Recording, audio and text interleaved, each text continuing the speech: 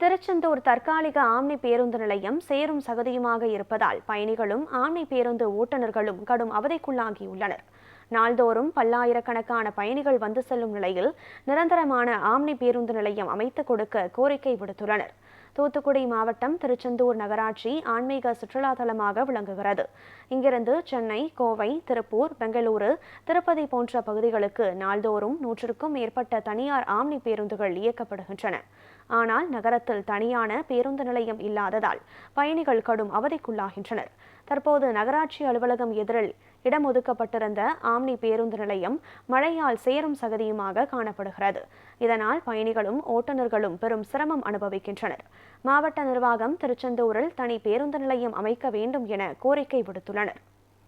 ஆனால் இங்கே bus stand omni bus ஸ்டாண்டுன்ட்டு எதுவும் இல்லை. ஆனால் இப்போ நகராட்சி பில்டிங் பக்கத்தில் தான் பஸ் ஸ்டாண்டு ஒன்று கொடுத்துருக்காங்க. ஆனால் மழை பெஞ்சு நல்ல சேது சதியமாக இருக்குது. ரொம்ப ஜனங்களுக்கும் சிரமம், ஓட்டுநர்களுக்கும் ரொம்ப சிரமம். இப்போ அது இல்லாத இப்போ சபரிமலை சீசன் வேறு ஆரம்பிச்சிருச்சுங்க. சபரிமலை சீசன் வண்டியும் கோயிலுக்கு வர வண்டியும் இங்கே தான் வருது. அதனால் டிராஃபிக் ஜாம் ஆகிறதுக்கு நிறைய வாய்ப்புகள் இருக்குது. ஆனால் ஆட்டோக்களும் இங்கே ஜாஸ்தி.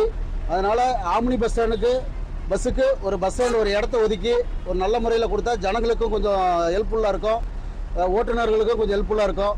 இதை மாநகராட்சி இது உண்டான ஸ்டெப் எடுத்து கொஞ்சம் இந்த சீசன்லேயே கொஞ்சம் முடிச்சு கொடுத்தா கொஞ்சம் நல்லா இருக்கும்னு கேட்டுக்கிறேங்க. ரொம்ப சிரமம் இருக்குங்க. இங்கே இருந்து பார்த்தீங்கன்னா கிட்டத்தட்ட ஒரு 50 வண்டிக்கு மேலே ஆம்னி பஸ் இயங்கிக்குது. சென்னை, பெங்களூர் எல்லா ஊருக்கும் போகுதுங்க. ஆனால் அங்கே ரொம்ப சிரமம்.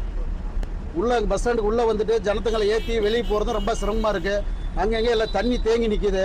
ரொம்ப சேதியமாக இருக்கும். நீங்களே பார்ப்பீங்க இப்போ எவ்வளோ தண்ணி எவ்வளோ இதாக நிற்கிது, சேர் எவ்வளோ இருக்குன்ட்டு பார்ப்பீங்க.